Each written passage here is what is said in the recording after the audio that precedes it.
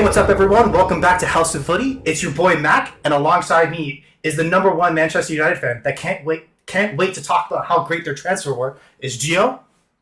Yo, what's up, guys? As well as the number one Liverpool fan that can't wait to talk about how much his team fleeced Barca. Ray. What's good, everybody? But in case you're waiting to hear why I'm bringing up all the transfers on today's podcast, we'll step aside from the Premier League action and be going through a January transfer window special. Today we are going to be ranking our top 5 most impactful transfers that has ever occurred in the January transfer window for the Premier League. But before we get into it, don't forget to follow us on our social media, both Twitter and Instagram. Our handle is @House_of_Footy. Also, don't forget to rate, review, and subscribe to us. We are on both Spotify and YouTube. Lastly, feel free to get in touch with us via email. We love hearing from you guys and want to be able to make sure you get involved.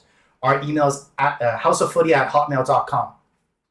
But now, let's get right into it. So I'm going to explain the premise in terms of how we're structuring today's podcast. We're going to jump right into it and hear our host hot and not so hot takes. So let's be honest here. But we'll each be going through a descending order from 5 to 1 of our individual rankings and passing the baton around of who we feel like would be in each position. As we are going around the circle, or triangle in this case if you're watching on YouTube because there's 3 of us, we are going to then, let's say for example, Gio, if he was going first and he picks, let's say Thierry Henry, if he was a January signing, that's my number 5 ranking. However, that's my number 1. Well, Gio, before he goes deep and talks about why he's such a big Henry fan, which I know he is, as well as Ray actually, if you look behind him. Of course. What we'll do then is I'll say, no, pause, take a break, and we're going to save it for whoever has it in the highest ranking. Okay, so that means we're not doubling up and talking about the player so much, even though we could spend a whole podcast talking about Henry, to be fair. But before we jump in, do either of you have any questions before we get right into it? No, this is going to be fun. Okay, perfect. Actually, it's spread on anybody. It's spread on anybody else's list but mine. No, if I recall correctly, he's a summer transfer window. No, so if you do, in summer, he will be on my list. I got you. Yeah. Okay. Respectful. Fair enough. But now, actually, since you just got into it, we're going to let you go first. So give us your 5th most impactful transfer signing in the January window for the Premier League in history. I would have to go with number 5, Phil Coutinho. I feel like Sorry. Okay. What did you go for? My apologies. Phil Coutinho. Okay, you have to pause. At number 5. You're going to have to wait. He's higher on my list. Ray, is he higher on your list? He's high on my list as well. Okay, so this was very quick, and this is why we have this. So don't jump right into it yet, Gio. So, Ray, I would want you to give me your number 5. All right. Number 5 for me, it's going to have to be none other than... Oh, before I say mine, mine is going to be very biased. But you guys will see why. Number 5, I have former Man U player, Nemanja Vidic. You're going to have to wait. He's higher on my list. Gio, is he higher on your list? I almost died just now. Oh my! You have him at 5? So, he is way higher up on my list. So is he okay? Okay, fair enough. So I'm gonna go for my number 5 because I guarantee neither of you have this player. And when we say the word impactful, I'm focusing more on the transfer history. So my number 5 is Seamus Coleman. Do either of you have him on your list? I don't even remember who he is. Oh, okay, see, you're just taking the piss. So the reason why I have him on my list, I know this is very much an outside the take window, but he only cost $85,000 in a signing from Sligo Rovers to Everton back in 2009. So if I'm going purely based off value for how much money you spent on a player to the impact they have for a club, that's the reason why he's on my list. He's only scored 21 league goals for his entire team through all the time that he played for Everton, which is going over, I think it's like 15 years, provided 24 assists, was actually in the Premier League team of the season in 2013-2014 when he was at peak Seamus Coleman, which that's like peak Premier League at the same time. So that hit me in a sweet spot. He obviously was a model of consistency for his team, was captain for his team for certain parts of his time while he's playing for the club. actually went to 2 different Europa League seasons. And I don't know, Ray, if you know this, they finished above Liverpool a couple times while he was playing for Everton, which I know is just a perfect shank for you in the heart. But for me, he's my 5th most impactful signing, as well as if you take a look at him, he was like in terms of what I'm talking about, a model of consistency through the David Moyes era, through the Frank Lampard era, through the Ronald Koeman era. He was always the first aim. We're not going to have any problems. We never have to sign a right back. We're going to sign 13 different attacking midfielders that are all going to be shite, and Sigurdsson go to jail. But there's nothing else you can really ask for from a right back. And not the place. But that's for me. So I guess I want to get your opinions on this. In terms of, am I outlandish? Do you think I'm obscene? Am I missing the boat here? What are your thoughts, boys? No, that is a great pick. Yeah, I don't think you're obscene at all. I mean, again, we're talking about impact. So, what he did for the club, for the size of the club that it is, he did everything you could really ask for. And if I remember correctly, clubs like Man U they wanted to sign him, so Everton easily could have made a pretty penny off of that. So that's a really good pick. If you're going value, I mean, you can't really beat that. Consistency and longevity for him, yeah, it just makes sense. Obviously, like you said, Everton was in a better position than they are currently. So definitely he was obviously a big part of that. So, man, great pick there. Thank you. But we're going to keep this rolling. So maybe we won't have an overlap this time, and we might get to just talk about a couple of the players that we've already gone through. But I'm going to toss you for your 4th most impactful signing through the January transfer window. I'm going to give it to you, Ray. So again, another former Man U player, Patrice Evra. I have him as my 4th, just slightly higher than Vidic. Gio, do you have him higher? I don't have him on my list. Same. Go ahead, Ray. Give us what you got. Hey, man. So he was signed. I'm sure Gio, it was a big. Your reaction to my Vidic pick was it said it all. Obviously, you think he was signed in 2004, 2005, I believe. Man U goes on to win the league titles 3 years in a row after that. Evra, in terms of longevity for Man U, it's very similar to, I guess, Mac, what you mentioned about Coleman. He was always there. Great role player for the team, and I think, if I'm not mistaken, also captained the team towards his latter years. And I think longevity-wise, he played longer than Nemanja Vidic, and he was, I think, let me just look at the price. He was $2 million less than Vidic at the time, and so that's just my reasoning for Evra. Obviously, he's synonymous with that Man U team that dominated the early 2000s and even towards the late 2000s, so that's my pick. That's a really good pick. I really like it. I think he was definitely on my radar of someone that I would think about picking. Through Premier League alone, through Manchester United, he played 9 seasons, 273 games, 7 goals, 21 assists. He won, Gio, how many Premier League titles was it that he won consistently in and out? But given that the case, he was part of the PFA Team of the Year 3 times, UFA Team of the Year 1 time, actually part of a FIFA World 11 1 time as well. So overall, in terms of accolades when you're building up for a player, he really checks off everything. I assume 2 Champions League, 2 runner-up Champions League, Gio, and how many Premier League titles. So it's overall a fantastic career for a really good player, and I can see where you're going from there. Gio, when you're looking at, remember back to Patrice Evra, is there like maybe a favorite moment or something maybe about his transfer that you would love to recall? Absolutely. I definitely have a favorite moment. I think a lot of people would have this favorite moment. Although Man U went on to lose the game, it was actually his worldie of a goal against Bayern Munich in the Champions League. And then they went on to lose that game. Great start to the game, though, as they took the lead, but didn't end quite like we wanted to. But that was definitely a very, he doesn't score much, so when he does score, it's definitely something to talk about. And to score in that fashion was phenomenal. Love to see it. Love to see it. So I guess we're going to wrap up the Patrice Evra talk there, unless anyone else wants to talk about their favorite Patrice Evra moment. Ray, do you have something that you want to stand out here, or are we going to save that for maybe a little bit later?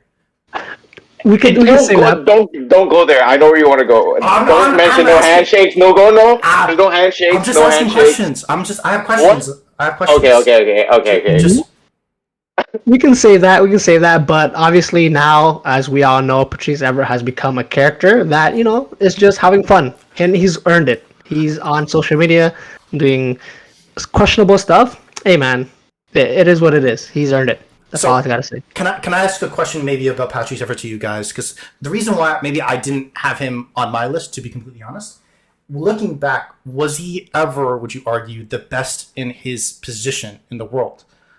Thinking back, for me, I would argue that there was never a time he was better than Marcelo, who would have been on my list if we were going outside the Premier League.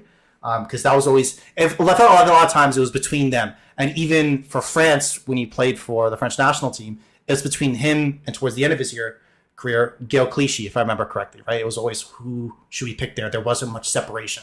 Do you feel like he was a cut above those other players, or kind of in a similar mold, or if he played today, would he be in the top echelon of left backs right now? What do you guys think there, Ray?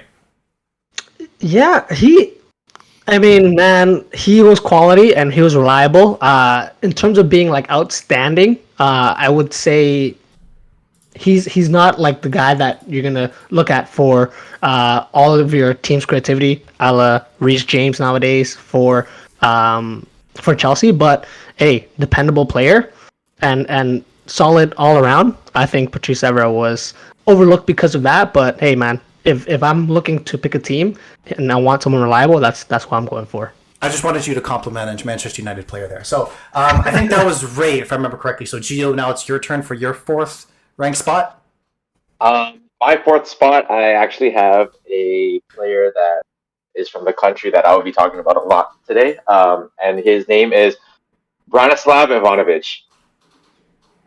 I don't have him on my list. Ray, do you have him on your list? Fair enough. I do actually. I do have him higher. We're going to pause here, and we're going to go on to my fourth then. Okay, Gio? Okay. This is actually where I have Philip Coutinho. Does anyone else have him higher? I have Ray, him you higher. have. What a surprise! This guy's a sicko. Are you surprised? Are you surprised?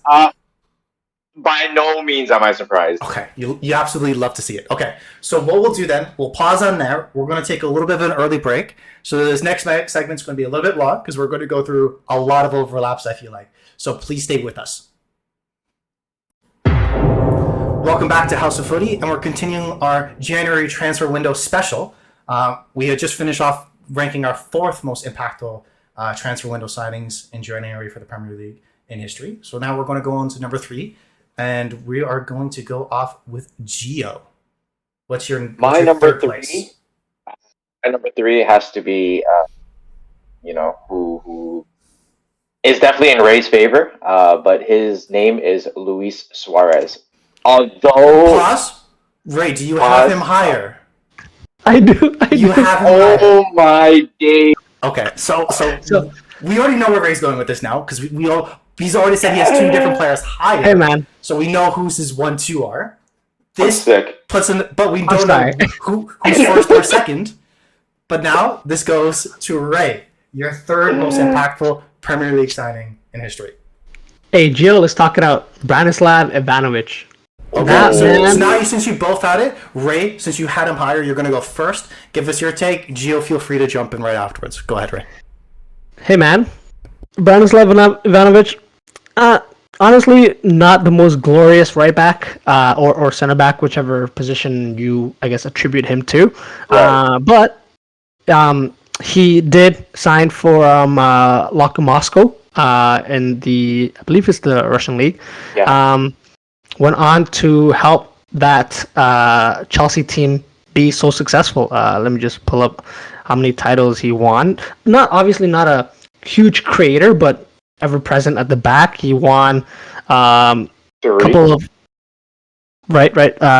couple of EPLs. He won the Champions League, very crucial to that team as well. And so, I mean, it's simple for me. Those guys being able to help the team achieve so much and put that team where they were. Again, like what I said about Patrice Evra and helping Man U become that ever-present team at the top of the league, similar to Branislav Ivanovic, even though he wasn't the most first name that you can think of in that team, ever-present for me. Yeah. So that's my choice. For me, I think, yeah, no, I think he's definitely he definitely makes my list. He's definitely sitting at 4. He's consistent, like you said, but I think in terms of impact, the way Luis Suarez kind of came on to the scene and gave everything that they kind of needed, especially, the whole them already having Fernando Torres and losing Fernando Torres and living up to that expectation and beyond, was just crazy. And it kind of almost brought Liverpool to a point where, it wasn't as important that they haven't won the Prem in quite some time. They attracted players. So I think because of his success there, he created that sort of winning mentality and that winning culture again, back to Liverpool, which at the time they desperately needed. So I think in terms of impact, Luis Suarez does kind of hold a little bit more than, say, a Branislav Ivanovic did. But again, Branislav, very consistent. He's probably 1-2 on the team sheet. He was never one to complain. He was always for the crest that he wore, and did everything in his power to stop an attacking player. So I respect that, but sheerly based on impact, I will have to go with Luis Suarez.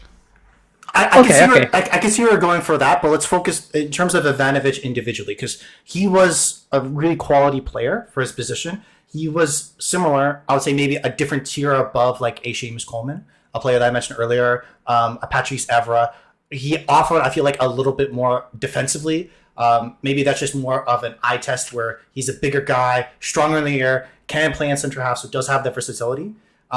Didn't play as long in the Premier League as Patrice Evra. I think it was only 9 seasons, but just scored 22 goals. If I remember correctly, in terms of at Chelsea, yes, correct, 22 goals and 20 assists through his time there through the 9 seasons. So really quality player there. But I wanted to ask this because I did see when I was doing the research for this, I did see another Chelsea player in and around the same timeline for January, and I just want you to give me an idea or a peek behind the curtain of why this one over this one.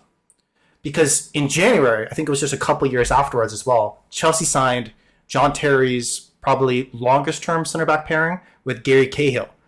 So they were right next to each other for a long period of time. Do you think that, is it versatility why you might pick one over the other because they are part of the same titles, they had a similar impact, or what do you think the difference between, those two types of players are? Because for me, even though I didn't have either of them on my 5, for me they were like neck and neck with each other. Ray, what do you think? Yeah, honestly, when you bring up Gary Cahill, it was a great addition to that team.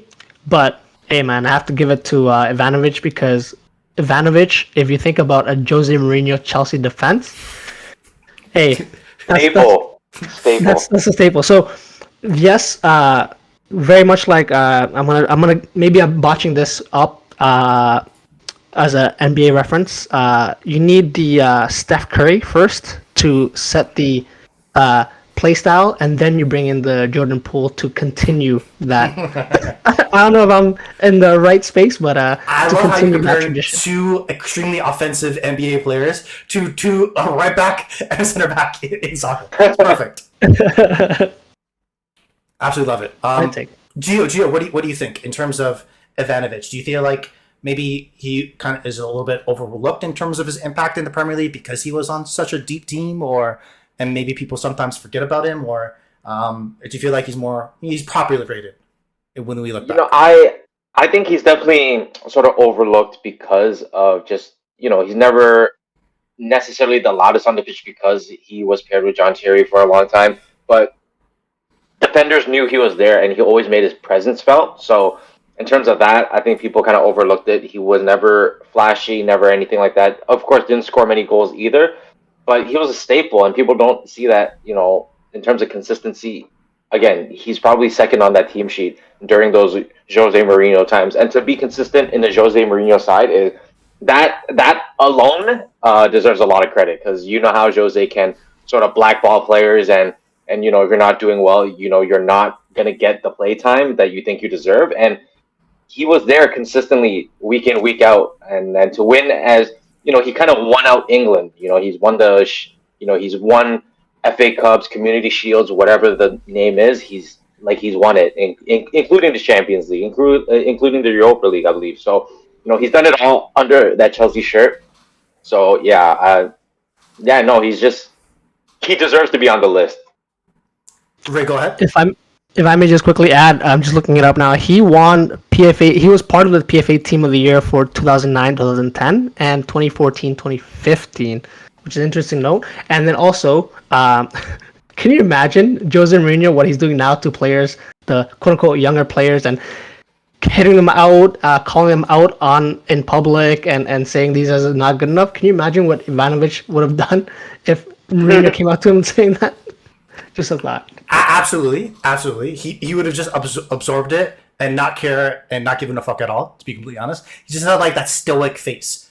When you talked about that, and I think his best season, arguably, taking a quick look at this, was his 2014-2015 season. He was actually first in minutes, not just in the Premier League, but the entire Big Five European leagues as well. And that's a year when Chelsea won the Premier League. So if you look at that, he was, when you talk about consistency, as you both did, talked about minutes, you talked about being there for the team, that's emblematic of it. So you got to give him full credit for there, and I can see why he was so highly ranked. However, to move the conversation to my third pick, I want to apologize. I want you to travel a little bit with you. The team that he came from was Stoke City. He went on to play for a team in his second season with them, after the initial loan move in January, to win the Premier League. He is a center half and played beside Wes Morgan. Do you know who I'm talking about? Can't remember the name. Tall guy. Yes. If you thought of Ryan Shawcross, you were close. His name is Robert Huth. He was part of the Leicester side that won the Premier League in the 2015-2016 season. He came from Stoke City on a loan, so it didn't cost him any money in the transfer window. And then he went on to probably have being part of a team and the only January transfer window signing of that team to be part of like a main starting 11. He actually, if you don't know if you remember it, he scored a game-winning goal against Tottenham at White Hart Lane that helped push Tottenham out of being in the title race. So I know that makes Gio very, very happy.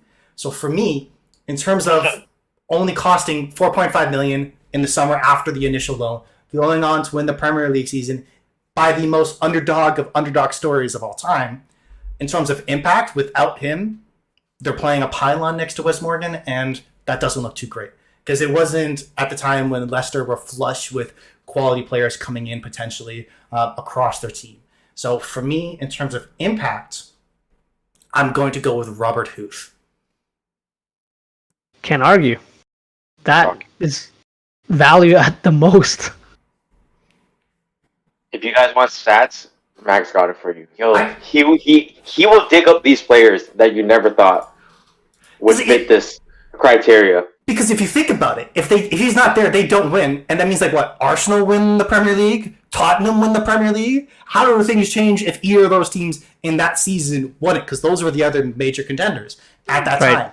I know Gio. If I told you at that moment, because of Robert Huth, Tottenham. If Robert Huth doesn't exist, Tottenham has won a Premier League title more recently than Manchester United. Think about that. That's just the madness if Robert Huth wasn't there and having that impact on that team. I know we think of a lot of other players first, of course, like the Riyad Mahrez, the N'Golo Kantes, the Jamie Vardys, even the Wes Morgans. But for me, Robert Huth was a quality player on that team. And funny enough, I think he is, if I have this correctly, he's only one of two players for me that is actually currently retired that's on my list. So he had that impact later on in his career as well. So very interesting for him. Any other Great thoughts shout. before Robert Huth? Before I guess we jump on to our second overall picks um, uh, in the top 5 transfers in January. Anyone else? Any other thing? No. Okay, cool. We'll Nope. continue on. And now we're going to go back to Ray with your second pick. I think we know it's either between Coutinho or Suarez. So break the suspense, brother. What do you got? Hey man, it's Cody Gakpo. No, I'm kidding. It is Luis Suarez. Honestly, Gio touched on it. Not obviously didn't win much or at all. Did he win anything with Liverpool? I don't even think he won anything with Liverpool. But won English League Cup. But apart from that, it's the influence that he had on bringing players and putting Liverpool up into that bracket, I would say, of attracting eyes on the team and players then would want to play on that team, bringing us back to the Champions League. Though he left not in the greatest terms and he didn't have the, I guess you would say, most smooth time at Liverpool as a Liverpool player. Still, his impact and all those highlights that he had, just on a biased point of view, he's my number 2 pick. So yeah. So Suarez, before Gio, you jump in here. He actually only played 4 seasons for Liverpool, so it was actually his shortest stint. First three clubs playing across Europe. However, in just those 4 seasons, he scored, I think it was 69 league goals. Won a kind of a goal scoring title within his first couple years with Liverpool. Of course, went on to much more, I would argue, fame and success through his time with Barcelona, playing in the MSN. But his impact on Liverpool, I think, Ray, you kind of highlighted it very keenly here. And if I remember correctly, the highest they finished in his time with Liverpool was actually second in his final season before he went on to play for Barcelona. But I know he wasn't actually on my list because I argue, in terms of the timeline, it's only 4 years. Not as much impact, really. Didn't really win anything. Carabao Cup, I'm sorry. Whatever. But Gio, he was on your list if I recall correctly. What? Tell us again, what place did you have him if you did, and your thoughts on Suarez's time in Liverpool? No, I had him third on my list. Again, we're talking about impact again, like Ray mentioned. I did mention earlier that just him bringing that almost that winning culture, that hunger back onto that team. Just the way he fought, I think, almost kind of inspired everybody else to fight with him. I think that was absolutely necessary for Liverpool in terms of even having success today. It's that drive that they were missing. They're so hung up on not winning the Prem for so long that they were almost kind of losing morale, almost losing attracting quality talents in that sense. Had that transfer not had happened, and they lose a couple more seasons, or they lose out on a couple more seasons, does Gerrard end up leaving? Because he's gonna want to have higher aspirations for himself as well. So you got to factor that in too. But yeah, it's solely the fact that he didn't win as much as other players on the list that I had to bump him down to 3. But yeah, just off sheer impact, I think he really changed Liverpool in a positive way. Absolutely. He's the type of player that, can take a bite out of the competition and make sure his team has a competitive edge. So it's always lovely to see. But we're going to continue on and give Gio his space. You want to ISO here, Gio? What is I don't think we might have overlap for this player. What is your second most impactful January transfer window signing in Premier League history? I think we might have overlap because I don't think my last two really coincide with you guys' last two. But my second overall is a man who actually wears a Liverpool jersey today, and his name is Virgil van Dijk. Sheer impact, he comes in, just the leadership, you can tell the year he was injured, was out for the majority of the season, how much they struggled without him. Obviously, he's not having a great season right now. Well, the team isn't having a great season now, with him included. It's tough, but just him, the quality, the overall winning mentality again, that they have now. I think he's a big part of it, and so that I picked Virgil van Dijk. So I'm a little bit annoyed here, Gio, because I think we might have the same top two. Because for me, Van Dijk was actually second for me as well. He's played 6 seasons with Liverpool. Let's go. That's my friend, guys. I don't know. You're not speaking like him. He's my friend. He was signed for $106 million in 2018. He's the one-time winner of each of these individual accolades. Champions League winner, Premier League winner, UFA Best Player in Europe, one-time Team of the Season, FA Cup winner, Carabao Cup winner, PFA Player of the Year, two-time FIFA World 11. And this is just in the window of 6 seasons with Liverpool. So if we're talking about peaks, arguably for the last 6 years, maybe 4 of the 5 last years, he's been the best center back in the world and has won every accolade that you can ask for a center half, and revolutionized a position in a way where you can be big, strong, fast, great on the ball, and be in a team successfully playing in a high press. Generally speaking, as a center half, that's always been a position where, if we're playing in that way because maybe we're trying to disguise the quality of those players and try to win the ball up top. In Liverpool's ways, how they utilize them, it was the reverse. Game in, game out, he's a quality player that can make sure the high press is being implemented. At the same time, when he's on the ball, he can distribute it better than a lot of midfielders across the world today. So overall, you got to give him everything in terms of what he's done for a team, right? I don't know if he's your number one, but I'm shocked he's not on your list considering what he's done. But we could definitely get into that. I think one of the other interesting things that I saw when I was taking a look into Van Dijk for this individual thing is that in terms of his aerial winning percentage is actually obscene considering the type of players that he has to go across. I think since 2017-28 season, every single year across the Premier League, he's been in the top 10. Lowest actually finishing in 5th. So consistently in battles that fight, no one's winning the ball in the air and no one's dribbling by him. So that's all you can really ask for in a center half. But that's why for me, going on with Gio, I'm going to kind of piggyback off you. He was in my second ranked position. Ray, why do you hate Van Dijk? Hey man, I'm thinking about, well, obviously he's won the Premier League and the Champions League for Liverpool, but I attribute those wins with overall the team. It was a great group of individuals, whereas, hey man, when Suarez, I'm telling you, it was the dark ages.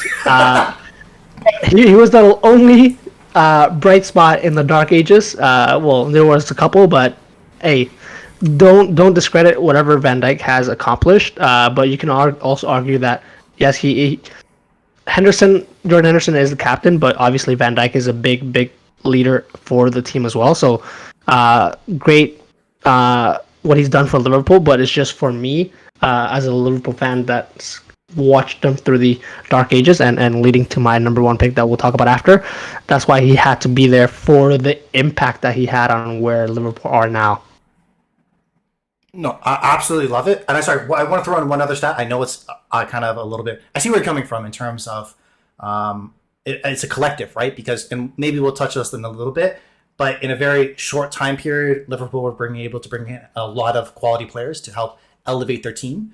But there's something that you may not be aware of, actually. So far this season in the Premier League, it may be changed now because he's reportedly picked up a knock and maybe out for some time, but he's actually second in touches across the Premier League. He finished last year 7th. And in the 2019-20 season, he finished first in the Premier League with the most touches on the ball and in all of the top 5 big European leagues as well. So in terms of a center half, having the most touches, great pass completion, pure quality. But I think what we're going to do is just take sorry, Ray, did you want to jump in here? My apologies. Just wanted to ask how many of those touches are picking the ball back of your own net, man. This year, I can't confirm. Out of pocket. I thought you were going to go a little bit sideways. How many of those touches is because Hendo only passes backwards? I thought that's where you were going to go, but yeah. I see it. Fair enough.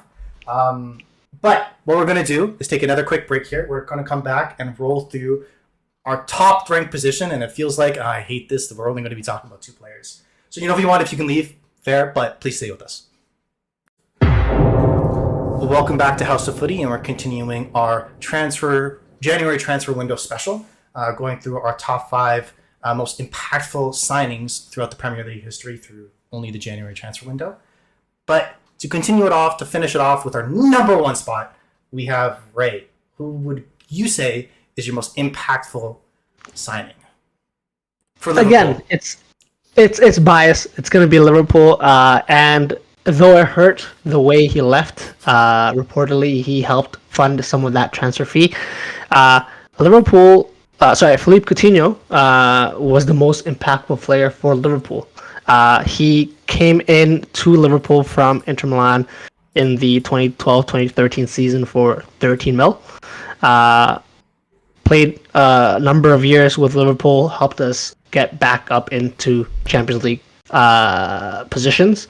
And then, even though he did leave, he went for a big fee, which was able to help us acquire Virgil van Dijk and Alisson. And from there, Liverpool were able to, like Mac mentioned, those accolades for Van Dijk earlier in the podcast, the Champions League and the league, which Liverpool had gone so long without. And so just because, not only because of what he's done on the field, I think 13 mil for what he did for Liverpool while he was playing there is a steal, but also for the amount that he recouped for the club to reinvest and eventually making the team better. So that's my reasoning. It might be biased, but that's Philippe Coutinho. So let me jump in here first just to give the rundown. He played 6 seasons with Liverpool. Across the Premier League alone, he scored 41 goals in his time playing for Liverpool and 36 assists. So a prolific kind of midfielder in a lot of different ways. Yes, he was bought for 13 million euros, ended up being sold for 135 million euros. So as a net win after 6 seasons of 122 million euros, which was not directly/indirectly used to buy probably the best goalkeeper of his generation and the best center half of his generation, which is obviously kind of obscene. And the funny part for Coutinho, his time with Inter Milan and going through Liverpool, Barcelona, and Bayern Munich, Liverpool was the only team he played for which he did not win a winner's medal in. Every other team he won in, but I would argue his greatest impact was on the team he never won anything with. So, very interesting player. He was 4th on my list, not just because he was a creative player. He scored a lot of goals. He was a joy to watch. I don't know, Ray, if you remember, a long time ago when you initially was signed. I don't know why I recall this, but I loved it as a signing. I was very excited. You were a little bit uncertain at that time. And I'll be honest, the main reason why I really loved it is because he was really good in career mode on FIFA. So I thought it was a big dub. He had great potential, Brazilian. Let's go. This is easy dub. And it ended up turning out the case. And in terms of, yes, he didn't achieve much kind of team-wise. He was part of the 2014-2015 PFA team of the year while he did play for Liverpool. And that season, they finished 6th. So even though they didn't do well in that given year, he was still a phenomenal performer, I would argue, across all the seasons. Gio, if I recall correctly, he was on your list as well. So give us your rank and your thoughts, I guess, about him as a player, his impact on Liverpool. Again, I had him 5th on my list. I thought, obviously, in terms of the impact he created at Liverpool, again, it just carried on what almost Luis Suarez did. It was almost like a second coming in terms of his impact. So, I mean, again, bargain price for, I guess, 13 million from Inter Milan. And, not only did he create so much impact on the field, when he left, they made a pretty penny off him and reinvested it back in the club. So, in the grand scheme of things, I think Liverpool fans themselves should be very, grateful for him for what he's done. Obviously, they got him at his peak, and he never really, became the player that, many people thought he would be at Barcelona, at Bayern Munich. But yeah, no, very good player. It sucks that his career kind of like spiraled in that way. But things happens in sports. But for what he did for Liverpool was game changing. Absolutely. Bray, do you have anything else you want to say in terms of, if I recall correctly, was he not if you were to rank your favorite Liverpool players of all time, is he not in your top 5? Like, I guess pre this last era, I guess. Is he up there for you? Yeah, definitely. Hey man, it didn't really change the. I wouldn't say he changed the style of play, but it was definitely much more entertaining to watch. With him having, and that was my worry when you mentioned when he first signed with Liverpool. I don't know, he's small in stature. He dribbly type of guy, might not make it in the league, but hey, he went on to put in great performances. I think at Liverpool is where he sort of mastered his outside the box shot, and even towards I'm not sure if it's towards the end of his time at Liverpool or early in his time with Barcelona. He got recalled with the national team for Brazil, and he looked like he was going to be the guy next to Neymar. But like Gio said, it didn't go that way, unfortunately, for him. So yeah, just good memories for me. Absolutely, definitely. He was definitely a fiend from just outside the box, where you would definitely be stressed if you're playing against him. I still remember. I think it was him and Henderson that scored those 2 goals outside the box in the same game, the exact same thing. Both class players, phenomenal players. But now we're going to go on to a different player, unfortunately. Not unfortunately. I'm being a little bit facetious here. So, Gio, who is our number 1 top rank impactful January transfer window signing in Premier League history? He goes by the name of, see, like I said, guys, very Serbian heavy. Nemanja Vidic is my number 1 January transfer window signing of the Premier League. Easily. Fair. Okay, so let me just run through some stats for Vidic, and then Gio, you can talk about how much you loved him as a player for playing for Manchester United. And Vidic, he was bought for $12 million in 2006. So with inflation, if you want to compare it and contrast him to Virgil van Dijk, which is what I did, and when I was debating, for me, those two were in the top, debating between 1 and 2. It was those two were clear and obvious for me. But if you look at just the inflation difference between 2006 to 2018, that $12 million only goes up to a value of $15 million. So imagine buying in 2018 $50 million from Nemanja Vidic after, through his career, 2 Champions League winners, 2 runners-up, 2-time FIFA World 11, 4-time Premier League Team of the Season, 2-time Premier League Player of the Season, which I was very surprised about looking back on. Through 9 seasons through Manchester United, he played 211 matches with 15 goals and 5 assists. And I think I think it might have been Rio Ferdinand talking about Vidic, and this is an anecdote that I like to go back to when I'm thinking about him as a player, is where he would put his head what other people were scared to put their feet. I think that was the Ferdinand. So for me, in terms of being a winner, being consistent, looking at value, the impact on his club, because I think even the couple of the Premier League titles that he ended up winning, and I don't have the amount on the top of my head, but Gio, you might be able to jump in with that. He was the captain for it. So overall, in terms of a center half of what you can have for your team, yes, he had great players around him. Yes, he was a piece of the puzzle. But I would argue, if you were to talk about the greatest Premier League center backs of all time, he's right in near the top of the list, if not the top of the list, given all of his accolades. But Gio, I want to continue. Kind of your Vidic. How much did you love having Vidic, and you miss him now because you have Maguire? Yeah, so hopefully these Villa rumors are true and he does sail off in the sunset to Villa. No, I love Nemanja Vidic, and to clarify, that quote you said, it was actually from a player that I also love very much. His name is Robert Van Persie. Oh yes, those Van Persie. Yes. So yeah, he said that's the big difference. He'll put his head where players are scared to put their feet.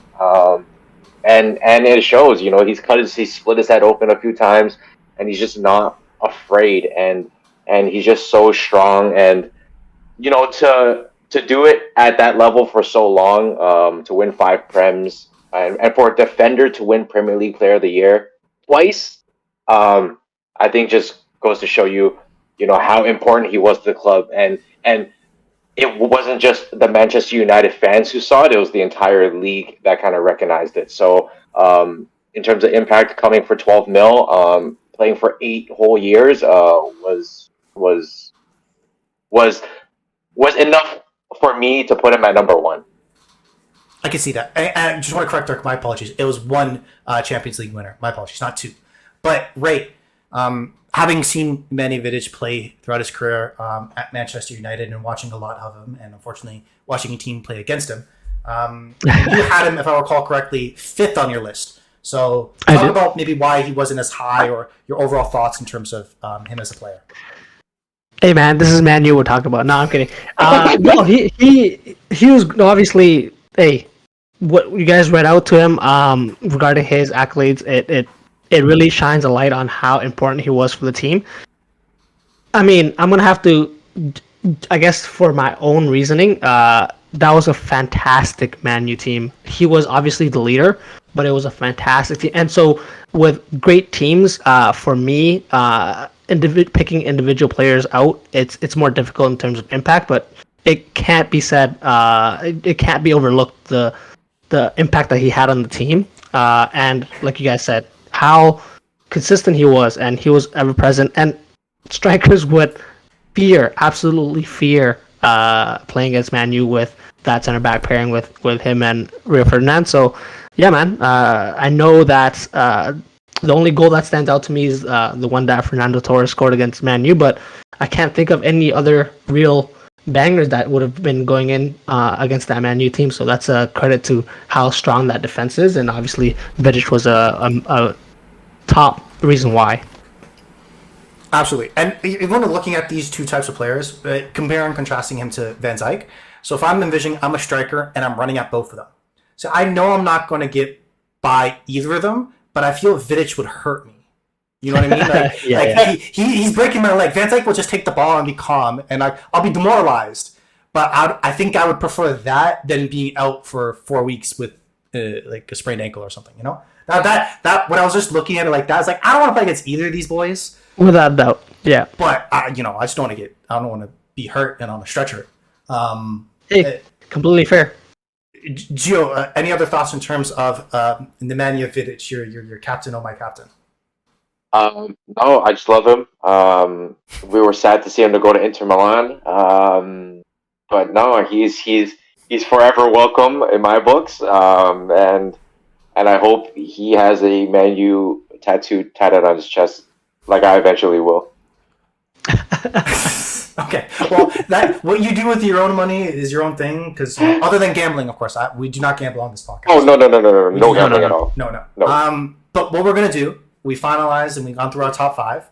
What I wanted each of us to do is just go through once again, go from 5 to 1, list out your players. We're gonna take another quick break and we're gonna come back and we're gonna argue and try to come up with a combined top 5. So Ray, go through for me your 5 to 1 again, please. So I had Vidic at 5, Evra at 4, Ivanovic at 3, Suarez at 2, and Coutinho at 1. And Gio, your top 5? I had Coutinho at 5, Branislav Ivanovic at 4, Luis Suarez at 3, Virgil van Dijk at 2, and Nemanja Vidic at 1. Okay. And I had Seamus Coleman, Philip Coutinho, Robert Huth, and Virgil van Dijk, and then Nemanja Vidic at number 1. Okay, so we're going to take that quick break and come back, and we'll try to figure out a way to make a combined top 5. We'll see how this goes. Stay with us. Welcome back to House of Footy, and now we've each individually gone through our top 5 most impactful January transfer window signings throughout Premier League history. We're going to continue on, and I guess try to figure out a way where we do a combined top 5. So I guess we're going to go from still 5 to 1. We'll see how this goes. But has anyone, I guess, other than myself, because I know I have, altered their number 5 position if we go to kind of agree on who should be ranked 5th? Anything else different than what you might want to change? To be able to start off, I'm willing to toss out Seamus Coleman and Robert Huth. I'll give you those up front. Fine. I'm taking the piss. But I was having fun doing so. I feel like I'm going to put at number 5 for myself, I'm going to put at Patrice Evra at number 5. I'm comfortable that being in my 5th spot. I think, Ray, you had him number 5 as well. Gio, you did not have him on your list, if I recall correctly. But it was honestly a toss-up between Phil Coutinho and Patrice Evra for my 5 spot. Okay. But I just chose the offensive ability, and I guess Ray kind of made sense in the way he kind of pitched the Nemanja Vidic argument that he did play on a very good squad in general. So it's not like he had an excessive amount of work to do, as opposed to Phil, where he was kind of, the central, the core to that kind of offense that they had. So that's why I put him there. But I can be swayed. I can be swayed. Okay. Ray, what do you think? I actually had Vidic at 5, which Oh, my obviously is apologies. not gonna be at 5. I'm sorry. I don't mind being ever at 5. Obviously I picked him as one of my top 5, and definitely 'Cause you had him should at 4. still make top 5. And so yeah, I'm good with that. I'm good with that. 5 Okay. forever for me. So if we pencil in Ever at 5, we have a couple other players we need to talk about, and we need to rank them. So we have Vidic, I think was part of everyone's top 5. Van Dijk was part of Gio's and mine. We have Philip Coutinho, who was part of all of ours, if I remember correctly. And Luis Suarez was part of both of yours, but not mine. Is that correct? Correct. Yeah. Okay. So that seems like 4 players we have there. Do we have any other players that, now that we're talking about, that were duplicates for each of us? Oh, you both have Ivanovic, if I recall correctly. So Yes, we have yes, those yes. 5 players, and Evra, I would agree, that should be part of that list, but Gio said he wasn't. So we have those 6 players really for 5 positions, actually. When if we base just off initially the initial rankings, Gio and I had the same 1, 2, but let's see if we can kind of go through 5, 4, and 3. So if we do 5 Evra, how do you guys want to play the 4-3 between those remaining 5 players? Who's the one to get dropped off first? Or would you instead rather drop off Evra for one of those 5 players? Do you see what I mean? Yeah. For me, after listening to what you guys say, I think the choice between Evra and Ivanovic for me, Right. and the other 4 are in top 4. Right. Okay. Then I would drop Patrice in my Would drop opinion. Patrice? Yeah. I would definitely drop for Mitch. Yes. Okay, fine. We'll accept that. We'll do 5. Ivanovic is 5. So we have 4 players now for 4 spots. Evra's gone. Sorry, Evra. Yeah, Suarez finishes above you again. So Out of pocket, but okay. I don't know. You guys said that you guys would have this. It's not my fault. I had him as 5. You outvoted me. Not my fault. Fair. So to continue. So we have 4 players, 4 spots. How do you guys want to do this? I don't know what the right way to structure is. Because Gio and I had the same 1, 2, and I would think that our 1, 2s would probably be raised 4 3s, right? Here, because we knocked out everyone, we agreed that Branislav is number 4. Number 5. Number 5. Sorry. Yeah. I cannot have Phil in the top 3. That is a no-go. Oh. Ooh, I was actually gonna trade. So I cannot have Phil in the top 3. Okay. That is no. That's a no for me, dog. For me, it was actually gonna be trade. Obviously, you guys agreed on the top 2, which is very, very. I mean, if there's 2 out of 3, it makes it. But I was gonna just make that trade, saying, hey, I can take Vidic at number 1. You guys made a very, very sound argument, so that's obviously not going to be my number 1, Coutinho. But his impact could move him up to maybe Gio 2nd or 3rd. So that was just my trade. I would take Vidic at 1 if you take Coutinho at 2 or 3. See, but what about Luis? So you're not factoring Luis. I see where. So the thing is, I would argue without. So I think I could take Luis at 4. I could take him at 4, in my opinion, because he wasn't on my list. Because I think him being sold wasn't as a direct 1-to-1 for Alisson and Van Dijk happening in comparison to Coutinho. So I think without Coutinho, there is no Van Dijk and Alisson, which means that there's none of that. So I could see why he should be ranked higher. So I'm okay with this. This is my thought after listening to what you guys are saying. Ivanovic, Suarez, Van Dijk, Coutinho, Vidic. Because without Coutinho, there is no Van Dijk. I didn't think about it. I thought about obviously my argument, but maybe when Ray was talking about having great players around him and all that stuff, made me flip a little bit there. I'll be honest. So hey, he's one of us, Joe. He's one of us. No. You guys, We can debate it. We can debate it. I can see Van Dijk being second because you guys both had him second. you guys are busting my balls here, man. You guys are busting my balls. Then that's fair. So if let's do. How does this sound? Ivanovic, Suarez, Coutinho, Van Dijk, Vidic. I will have to live with that. Because there's no way I'm putting him in the top 2. I can't. Okay. Van Dijk has come in. He's won a Champions League. He's won the Prem. He's broken the curse. Like, what else can there be done for them instead? Obviously continue to lead the team in terms of longevity wise. He's coming in and he's become the staple. He makes Alisson look great. So I think he has to be 2. I don't think Phil can jump him in any way.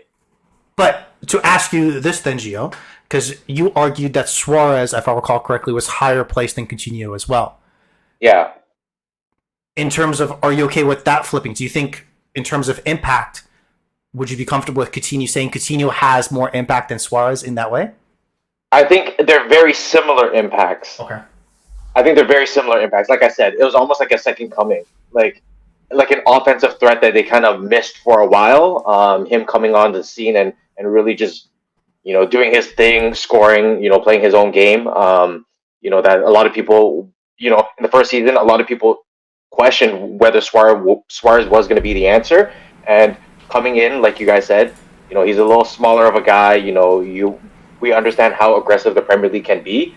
Is he going to fit the build? Is he going to work out? So, both can be can be compared. So if you're going to argue that once they were sold, Coutinho created the bigger impact because they were able to reinvest into the club, then I see why we can put him at 3. That's fair. I'm happy with that. So, Ray, how do you feel about that top 5? Would you want to make any adjustments to what we are, or have we reached a consensus here, boys? You guys make a great argument. Your 1s and 2s are. I actually didn't have Van Dijk, but hey, man, if you guys are Liverpool fans, obviously you can see how impactful he has been for the club. Is my only thing was, like you said, if there is no Coutinho, there's no funds to improve the team, and so that's why he's part of my top 5. And I don't mind dropping him. Obviously, he didn't win anything, and so that is something that we should also look at in our criteria. So yeah, I'm good with this top 5. Jill, would you want to make any changes to our consensus top 5?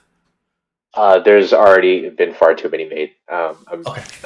I'm just a little sick right now. That's fair. It's okay. You can take some medicine. You'll feel better. It's all good. Just remember, Vidic is number 1. Okay? Finish number 1. So let's unify. Let's read it out. So we're going to go through our 5th most impactful January transfer window signing throughout Premier League history is Branislav Ivanovic. Number 4, Luis Suarez. Number 3, Philip the Man Coutinho. Number 2, Virgil van Dijk.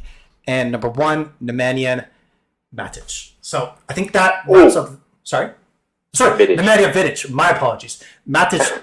This actually, that's a little bit of a spoiler for my final question before we wrap up today's podcast. In terms of the players, were you doing research? Was there any kind of, close cuts for you guys? Where, I would have wanted to argue him, but he just unfortunately didn't make it. Is there a name that screams out? One of mine, Nemanja Matic, was one of them, unfortunately. As was mine. Do you have any others? Do you have any others that has popped up for you that you strongly consider but didn't make the cut? Why don't Ray go first? I'm trying to pull up my list. Okay, Ray, go ahead. You're enjoying. I don't like this. You shouldn't be laughing like this. This is not okay. But go ahead. Bruno Fernandes. Okay. Hear me out, Jill. Agree with me or not agree with me? Dark Ages. Bruno came in, and when he first started, I can see it. He had some crazy stat about goal and assist every certain amount, and he was he quickly became. I think he quickly became captain of the team as well at some points, and he was a focal point bringing Man U back. So for me, out of most recent memory, he's one of the most impactful signings in the January transfer window for me. He is, definitely. Wow, Bruno. I'm just shocked you said Bruno. But yeah, I think Matic was definitely up there for me. I think based on like a staple midfielder that sort of, again, playing in a Mourinho side definitely isn't easy, and him sticking, the way he plays, never doing too much, but doing everything well, just enough, is kind of what you want in a team. A guy that's not going to be too flashy, but does his job day in day out. A man like Matic, who's done it for, two large Premier League sides and done it at a pretty decent level at his age. So he was definitely like scraping in that top 5 for me, but I think he just lacked a little bit of wins in terms of like trophies and stuff like that. That's fair. I like both those picks. Actually, that's a lie. I like one of those picks. I like the Matic pick. The Fernandez one I saw on so many lists. I'm like, no, I'm not doing this, because there's never been a point where it's like there's never been a consistent point of happiness for longer than 6 months. There's always been things are great, and then utter dark age depression with him on the team, and then happiness again, and then even though it's not his fault, it's not Fernandez's fault, but some of it is his fault, but a lot of it isn't. So I couldn't get there. It wasn't close. I saw it on the list. I couldn't get there. I have one here, and I want you to travel with me a little bit, because you both are going to think I'm taking the piss. This player actually won throughout his career, and not for the team that he got transferred to. In fact, he won nothing with the team that he was transferred to in a January window. He won a Scottish Champions League medal with Rangers. He won the FA Cup winners twice with Arsenal, and the English Super Cup winner twice with Arsenal. And without him, right now, I think Arsenal would be in a dark depression. And I'm talking about Mikel Arteta go from Real Sociedad to Everton in January. Because if he doesn't go to Everton, he doesn't come to Arsenal. If he doesn't come to Arsenal, he's never managing Arsenal. And we still would be having a good evening every goddamn night. And that is just depression for me. Again, there is no way in hell he was going to make the list, because that is too... I had so much of a leap from my other arguments. If I added this one in too, I think you guys would have left the Discord call. I'll be honest with you. Yeah. But that was for me. That was one for the Premier League for me that stood out. I'm sorry. It's fun. It's a fun one. It's a fun one, definitely. But obviously, I think he transferred to Arsenal towards the latter stages of his career, right? Correct. So correct. His big run was in Everton, really, under David Moyes, right? But anything, I guess, any other names maybe outside the Premier League that came to mind while you're doing any research? Anything other than the ones that we touched on? Hey man, that's all I got. Because I got one more. But yeah, go ahead. I got one more from outside the Premier League, and I was gonna go on I was gonna put out like a Canada jersey and all this, but Alphonso Davies actually went to Bayern Munich in January.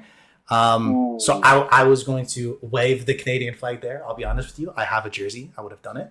But we stuck to the Premier League, so unfortunately we couldn't bring up his name, but I did anyways. Gio, any others for you, or anything else you want to talk about before we wrap up today's podcast? No, I just wanted to, kind of give you a shout out. You definitely dug out some interesting ones. Robert Huth and Seamus Coleman. Definitely Legends. Legends for their respective clubs. It just sucks that they kind of played for slightly smaller clubs. I disagree. Big clubs, Leicester, Everton, big clubs. One of them. Leicester's won a Premier League title more recently than Manchester United. What about Arsenal? And Arsenal. Oh, okay. I was just making sure. But yeah, I just want to say, Man U back on top of another list. Just saying. Stay with this. You know what? I changed my mind. Van Dijk could be number one. Van Dijk could be number one. Okay. But I guess, Ray, anything else for you? Anything else that you want to talk about before we wrap up today's podcast? No. Those were great picks. Like you said, those are some picks that went over my head when I was looking at some of the names, but definitely impactful and value-wise, you can't beat those two players you mentioned, Mac. Thank you. Okay, I appreciate the love that you guys have for me and all the work that I do. So thank you for that. But what we're going to do is this will kind of wrap up our podcast for today. If you liked what you heard, please like and subscribe on our social medias, and that's at House of _Footy. If you have any comments, suggestions, or general banter, get in touch with us at houseoffooty at hotmail.com, as well as don't forget to, if you're still listening to us on YouTube, like, subscribe, comment, all that good stuff. The next time you'll hear from us will actually be on Friday when we preview match day 20 of the Premier League, which contains both the North London Derby and the Manchester Derby. So very exciting weekend upon us. But with that, I want to say thank you for me, Ray. Thank you, guys. And Gio. Peace out. Deuces. Stay tuned, boys.